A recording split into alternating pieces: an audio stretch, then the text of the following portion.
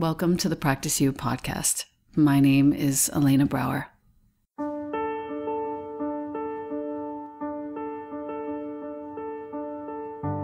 Together, we'll explore and enjoy content and conversations around mastering transitions. In our relations, our wellness, our careers, our families, and especially in our missions and visions. You are invited to learn and love and listen with me. Welcome to Practice You.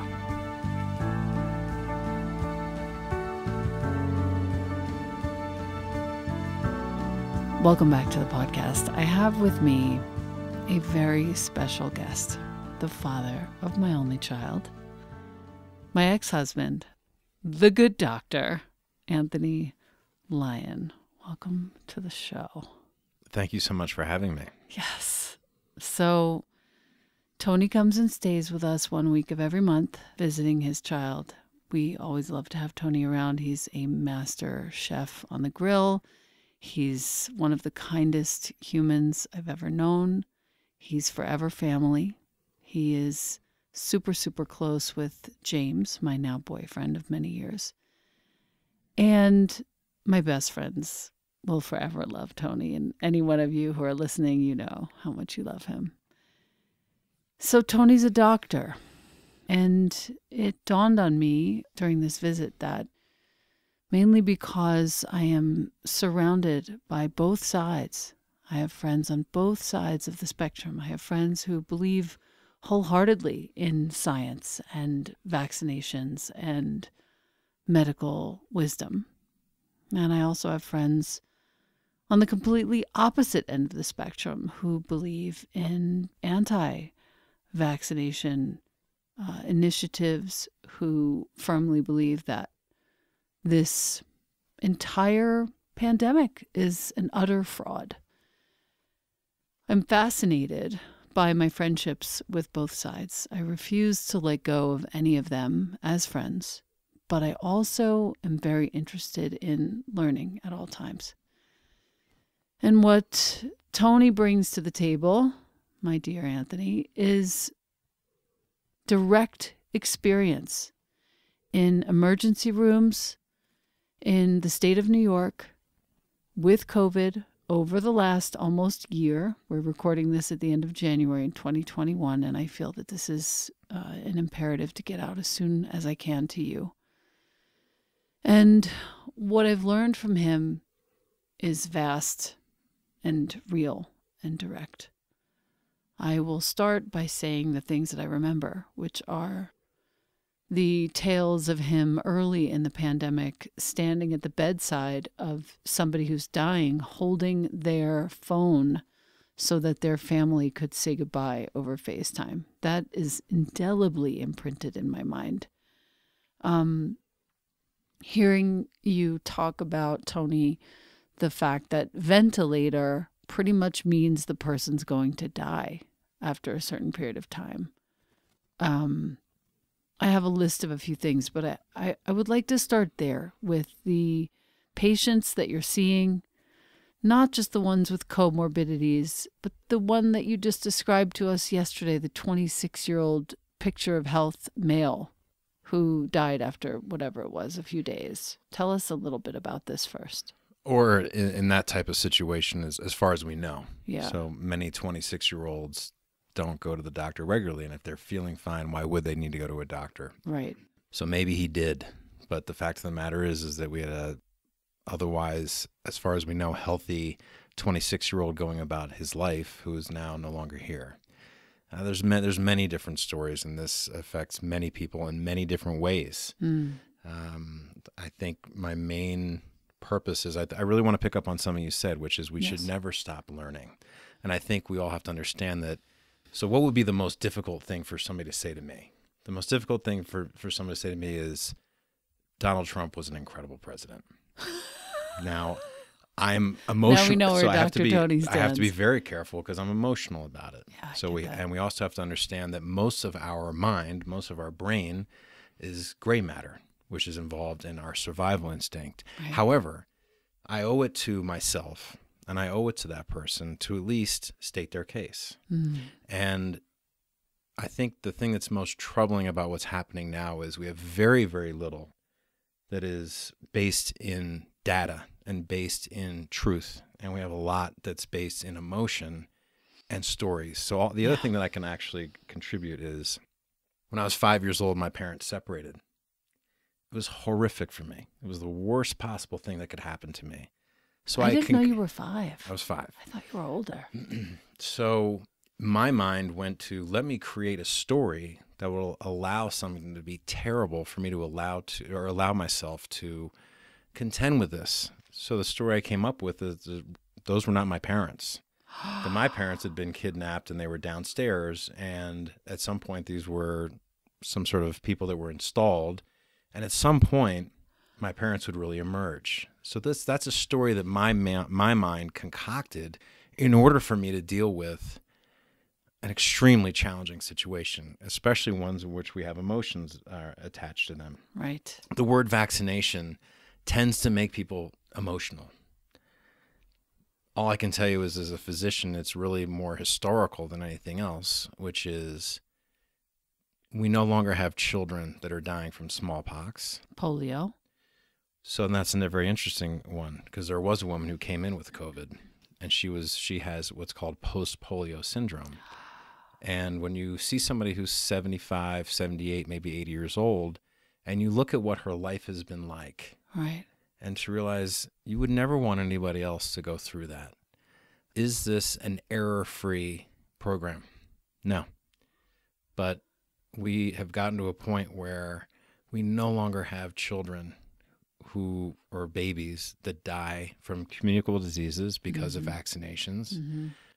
Measles and mumps are not something that you want to play around with. Yeah, for the most part, they're fine. But how could you ever look at yourself in the mirror and say, maybe there was something that we had available that would have avoided this child going through mortality, which is death, and then significant morbidity. So post-polio syndrome brings with it a ton of morbidity. This woman never moved in a fashion that she probably could ever, would have normally have moved. So when you see these things, it makes you just, again, want to base what my recommendations would be, which is in data and truth and science, which probably brings us to where we are now. So when we talk about COVID, I think the other experience that I could relay is visiting here, Santa Fe, and being at 7,500 feet elevation. There have been a couple of times where I've pushed myself to the point where I could not breathe, and that was momentarily. Right. It triggers an extraordinary sense of anxiety. Fight or flight. You cannot move. So whatever I was doing, let's say I was on a bike, you have to stop it immediately and catch your breath for fear that you are going to die. Right. These people, from the time I see them in the morning at 7 a.m. to the time where I leave at 7 p.m. and all night when I'm not in the hospital, are breathing at a rate of 35, 40, 50 times a minute. They are literally going through day and night with a sensation that I've only experienced for seconds. Oh my God. To where you just can't feel, you don't feel like you're getting enough air. You don't feel like you're getting enough oxygen. It's one of the most difficult things to watch. And we still don't have anything except for high levels of oxygen to help these people. And many times that fails. So when we talk about remdesivir, all the has treatments, not been very effective. Has not been very effective. Is there any effective treatment that not you know right now? About?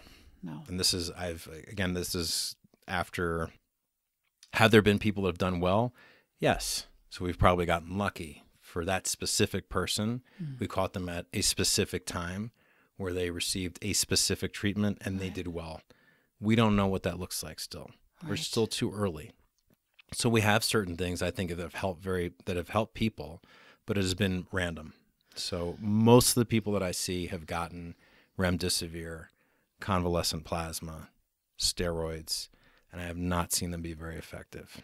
Is there a difference when somebody comes to you early in the diagnosis? It tends to be better.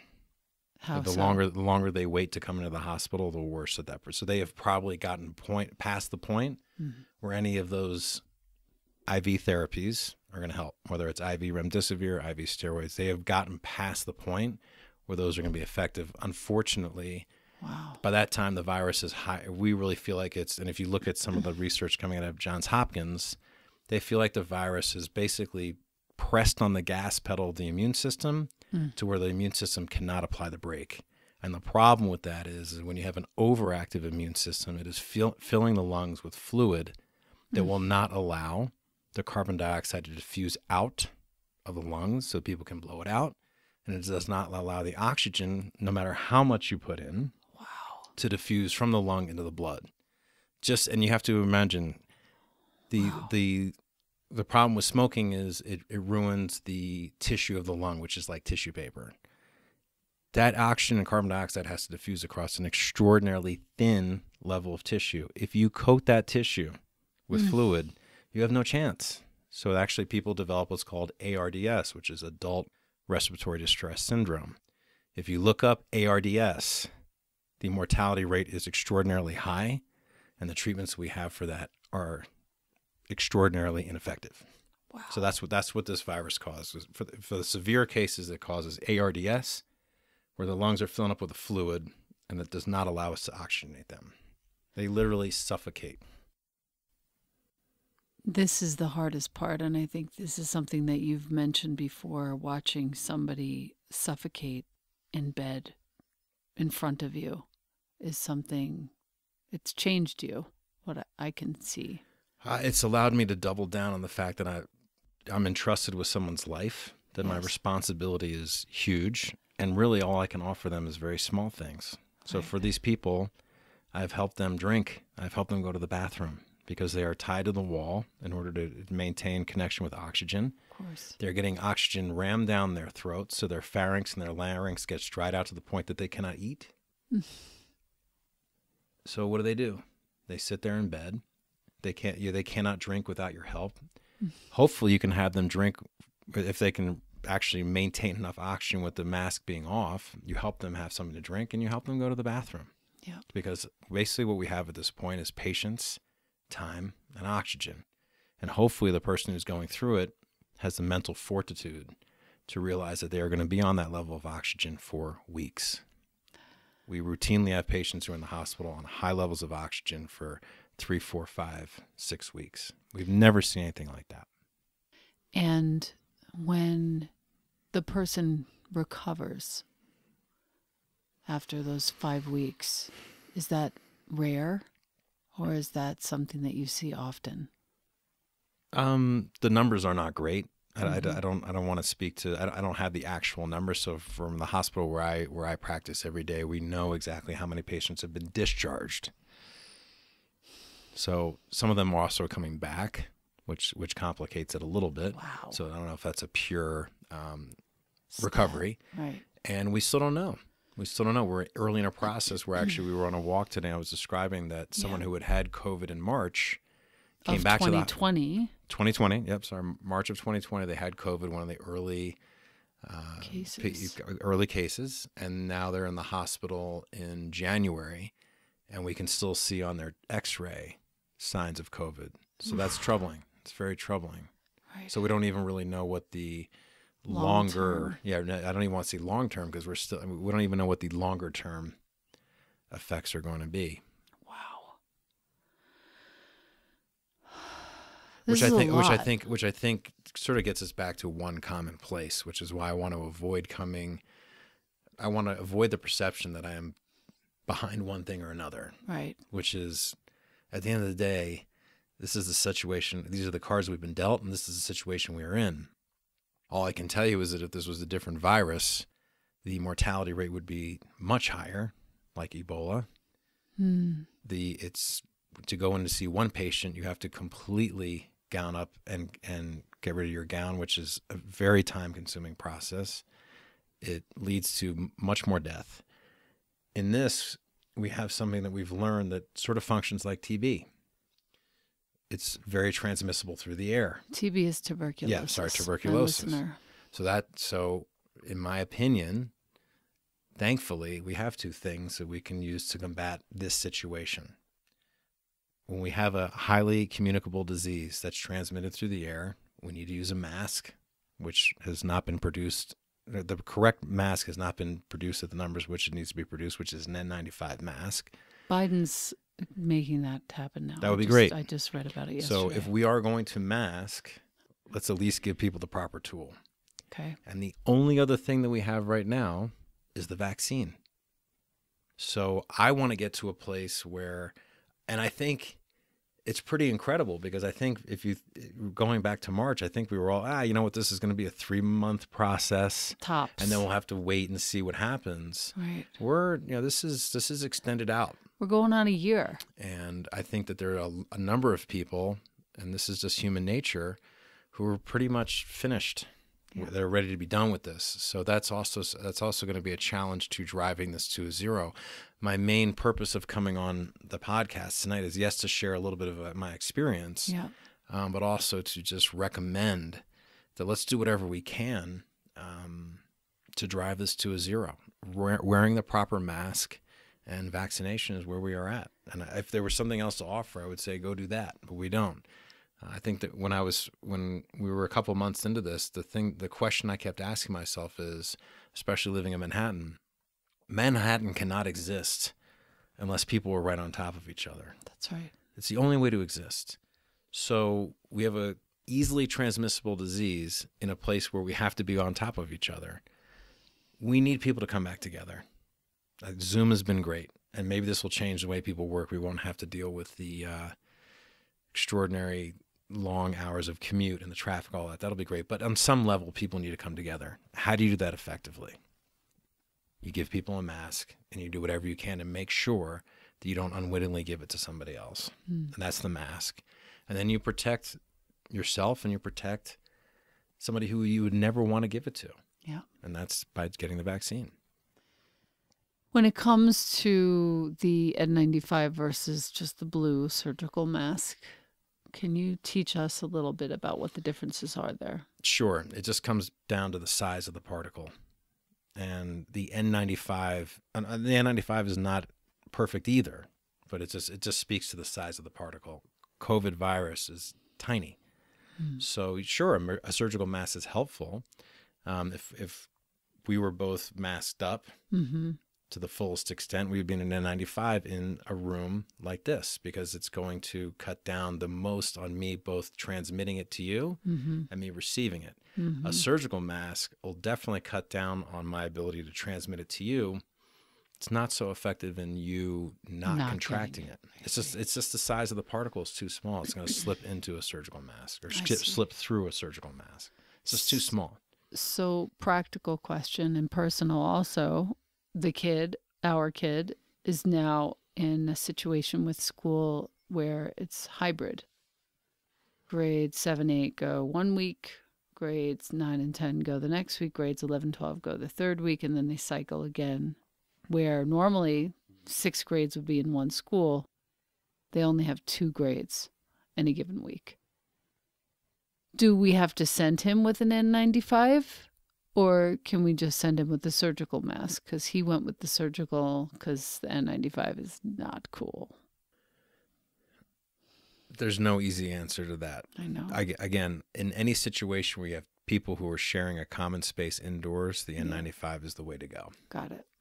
I don't even think that the resources exist at this moment anyway.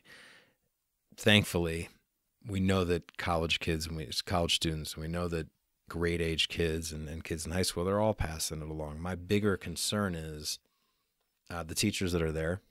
And the elders. At least start there. Right. So the teachers that are there are a big priority. And then who the kids are going home to. Right. It's not common, but I'm sure there are some kids who are going. I know grandparents who are living with Okay, there you go. Yeah. So in 3-generation homes, that's the big concern. So if you think about it, again, how do I take a situation and have the most potential to impact it? It would actually be protecting grandma. Right. So it's highly unlikely that you're going to get a 12, 13, 14, 15-year-old to keep an N95 on all day. But when grandma is in the shared space with that 13-year-old, grandma should have an N95. It's going to protect her. And when I go into a room with somebody who I know has TB, I'm wearing the mask. Sure.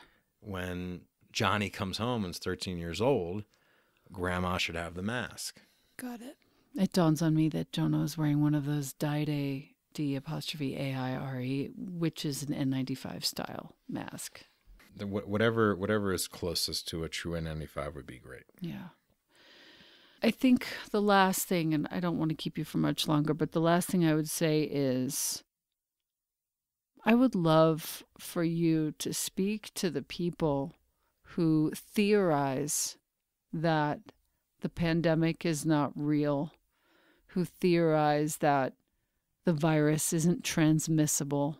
I'm surrounded by people who really firmly believe this, who have no idea what you have seen in front of your own eyes over the last 11 months. Do you have a message for them?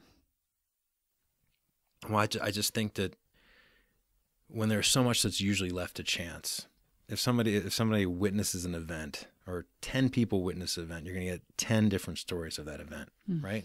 They're going to recollect it differently. Mm-hmm. We know how many people died. You just can't fudge it. You can't fake it. And it's probably under the amount. Nobody wants to pull up a refrigerated 18-wheeler and put body bags in there. It's not something that can be faked. Right. Or fudged. We know what the numbers are. So I don't really, beyond that, I don't really know what to say as far as people not thinking it's real. As far as it not being transmissible, we know it's extraordinarily transmissible because if you take this space, that's fine, right? You take a we're in a high, small room or in you my take house. a high school gymnasium. Sure. And nobody's there. There's no COVID there. Right. So let's say you tested a bunch of people before they went in a fashion that was actually intelligent, and they were all negative. And then you put them in that gymnasium with some people who you didn't test. Those people, there's going to be some people that come out of that gymnasium who are now positive. How did that happen? I'm not all that bright, but I mean, it's just the power of deduction. It's just being logical. Yes. We know that somebody who walked in there who was a true negative and came out of that space positive, the only way they could have gotten it would have been to be transmitted through the air. And I think that as far as it not, and then again, I just take it back to my own experience, which is when confronted with something awful, which that's exactly what this is. But not, I mean, it's unprecedented for us, but it's not unprecedented in the world. Spanish flu knocked out a ton of people. We've had plagues that have knocked out tons of people. This is not unprecedented in the history of the world. It's unprecedented in our history. In our lifetimes.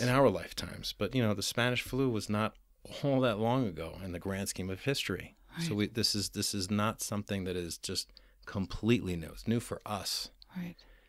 So when confronted with a really challenging thing to digest, our mind is going to go to, what is an explanation that will allow me to wrap my mind around this in a way that's easy for me? And so, you can come up with this story about this person. I've heard things about Fauci. I've heard it about Bill Gates. To what end would somebody like Bill Gates have to want to invent a virus or to put something out there that would cause this amount of human suffering and death? That is not who that person is. Yeah. So maybe just think about, this is a very, very difficult situation to contend with. What more effective ways can we come up with for trying to wrap our minds around it, and realize that our minds, that's how our minds function. Yeah. Our minds are going to allow us to survive. And so coming up with this story or that story that makes this more digestible is natural, but I think we got to get to a different place. Right. I appreciate that perspective so much. And I just want to thank you for being here. Thank you for the opportunity to allow me to share my experience, and hopefully, some people will get enlightened. Yeah, I feel like there are a lot of folks who they've had this sort of dopamine hit, quote unquote finding out information about all of these falsehoods that are being circulated. The dopamine hit becomes an addiction. YouTube feeds them yet another algorithmic match of a video. And they feel like they're finding things out. They're figuring it out and perpetuating lies, while my son's father here is working in the hospital tirelessly 6-7 days a week to help people at least feel comfortable on their way out of this life. And let me jump in there for 1 second, because I think that as much of these other themes and issues that have come up, the thing that has struck me the most is the level of camaraderie that has come out of this situation, the level of gratitude, where we had all of EMS showing up outside the hospital and putting on one of those shows where they were all honking their horns. Tell my listener what EMS is. I'm sorry, emergency medical services. Whether we had the fire crews out there, we had the EMTs out there, the ambulances out there, we had. And they would all park in front of the hospital? Oh, yeah. We had the whole hospital was lined with them, and the tow truck guys, all just expressing their gratitude. I have a video of it, and it's just to come out after working 12 hours and to feel that gratitude. It just really warmed your heart. So there's been some really great things that have come out of this. So when you say searching for the truth, I think this really allows us to search. Each one of us needs to search our own truth, which is, instead of putting your effort and your energy there, figure out a way to help. What can you do to help? Because there's going to be, not only now, but downstream from this, there's going to be a lot of opportunities. There's going to be a lot of people who are going to need something, and there's going to be solutions to problems that we probably don't have right now. Let's figure those out and make sure that the people who have been profoundly affected by this aren't destroyed by it. Thank you for that reminder. Thank you to my listener for listening. And I think Dr. Anthony Lyon will return at some point later in the future. Anytime. Thank you so much.